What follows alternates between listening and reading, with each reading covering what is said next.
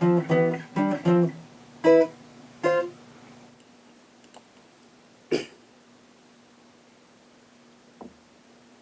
the construction of my film, I used Premiere Pro to edit videos together. These are the interviews and the film itself. I didn't use any other type of video editing tool other than Premiere Pro. I used two cameras, and instead of using the internal mics, I used external mics to record voiceovers.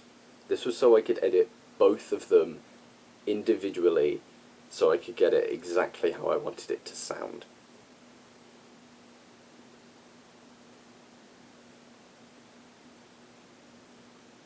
In the research and planning side, I used Photoshop.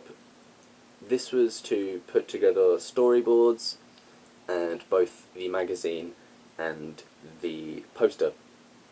I used YouTube to find clips of other film trailers. I used Flash to put together short clips to remind me of individual parts. I'm using Flash now, for instance.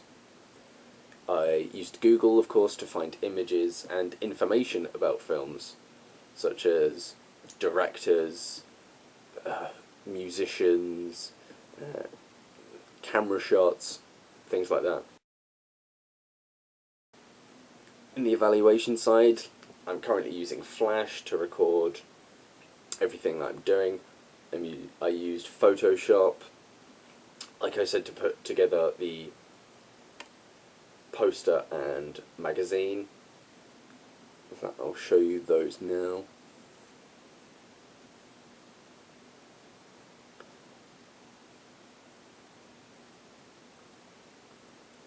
And I'm, of course, using a screen recorder to record this video. I'm using an external mic again to record the audio so I can edit it exactly how I want that.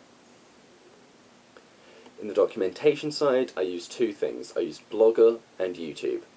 I used YouTube to put all the videos on, including the film itself, and I used Blogger to record all the other work, so whenever a video would go up, I'd put that on the blog. As soon as I had a whole new blog post to put up, I would publish that on the blog. All of the other work went onto the blog, and all the videos were on YouTube.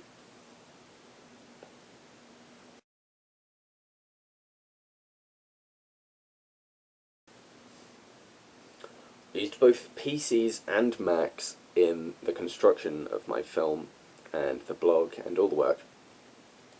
I used PCs for Photoshop to use, I used Photoshop to make the covers for the poster and the magazine. I used Flash to make small storyboards for me, and I, of course, used the blog. I decided to use it on PC because it was a bit faster. However, I used the Mac for Premiere Pro, and this is because there was much more space on the Mac, and because I'm already comfortable with the program, it was much easier to use the Mac.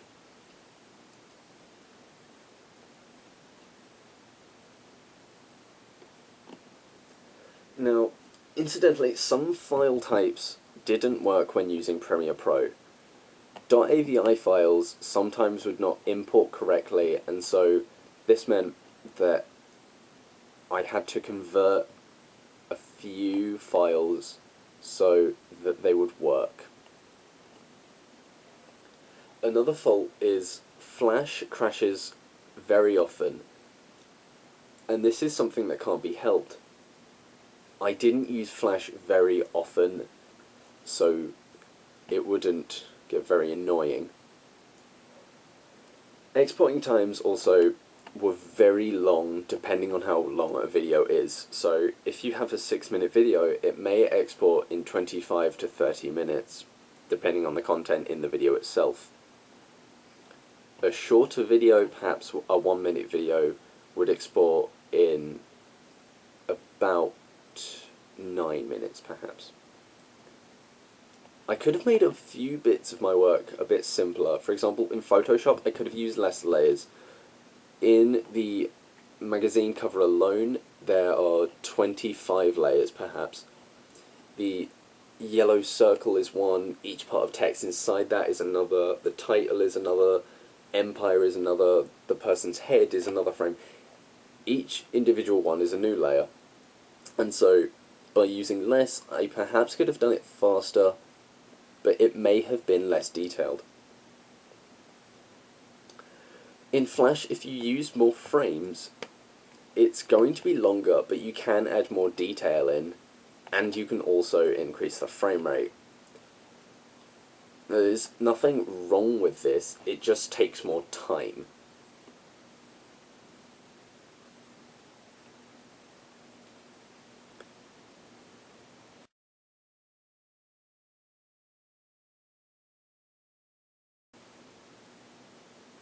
Anyways, thank you for watching.